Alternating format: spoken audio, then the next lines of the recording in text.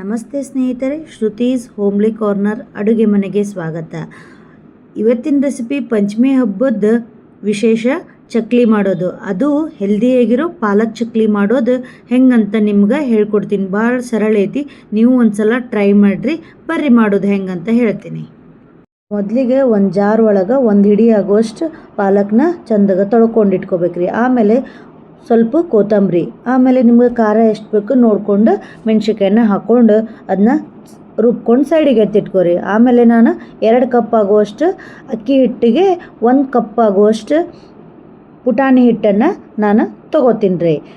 ಯಾವಾಗಲೂ ಮೆಜರ್ಮೆಂಟ್ ಹಂಗೆ ತೊಗೋರಿ. ಚಕ್ಲಿ ಭಾಳ ಸರಳ, ಕರೆಕ್ಟಾಗಿ ಪರ್ಫೆಕ್ಟಾಗಿ ಬರ್ತಾವೆ ನಿಮಗೆ. ಆಮೇಲೆ ನಾನು ಇದಕ್ಕೆ ಬಿಳಿ ಎಳ್ಳನ್ನು ತೊಗೊಂಡಿನಿ. ನೀವು ಕಪ್ಪನ ಎಳ್ಳನ್ನು ತೊಗೋಬೋದು, ನಾನು ಬಿಳಿ ಎಳ್ಳನ್ನು ತೊಗೊಂಡಿನಿ. ಆಮೇಲೆ ನಾನು 1 ಸ್ಪೂನ್ ಆಗೋಷ್ಟು ಓಮ್ ಕಾಳನ್ನ ಸ್ವಲ್ಪ ತಿಕ್ಕಿ ಹಾಕ್ಕೊಂಡಿನಿ, ಯಾಕಂದ್ರೆ ಅದ್ರ ಘಮ ಇನ್ನೂ ಹೆಚ್ಚಾಗುತ್ತಂತ. ಆಮೇಲೆ ಸ್ವಲ್ಪ ರುಚಿಗೆ ತಕ್ಕಷ್ಟು ಉಪ್ಪು.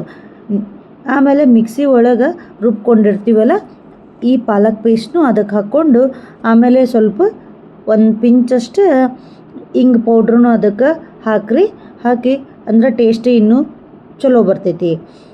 ಮಿಕ್ಸ್ ಮಾಡ್ಕೊರಿ ಎಲ್ಲ ಕರೆಕ್ಟಾಗಿ. ಸ್ವಲ್ಪ ನೀರು ಹಾಕೋತ ಸ್ವಲ್ಪ ಚಪಾತಿ ಹಿಟ್ಟಿನ ಹದಕ್ಕೆ ಕಲಿಸ್ಕೊರಿ. ತೀರ ಗಟ್ಟಿ ಹಾಕ್ಕೊಂಡ್ರಂದ್ರೆ ನಾವು ಚಕ್ಲಿ ಒತ್ತಾಕ ಬರಂಗಿಲ್ಲ. ಅದಕ್ಕೆ ಈ ರೀತಿ ಸ್ವಲ್ಪ ಮಿದುವಾಗಿನ ಕಲಿಸ್ಕೊಂಡು ಇಟ್ಕೋರಿ.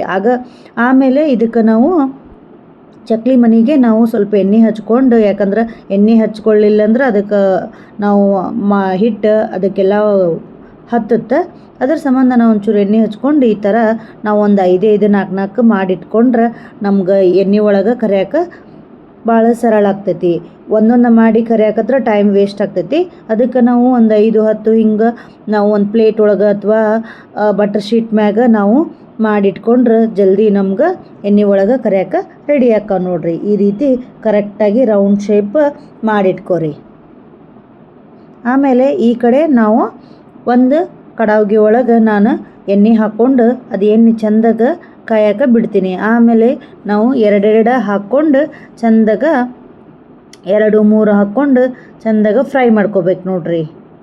ನಾವು ಎಷ್ಟು ಚಂದ ಕರಿತೀವಿ ಅಷ್ಟು ನಮಗೆ ಚಕ್ಲಿ ಕುರುಮ್ ಅಂತ ಕ್ರಿಸ್ಪಿಯಾಗಿ ಬರ್ತಾವೆ ನೋಡ್ರಿ.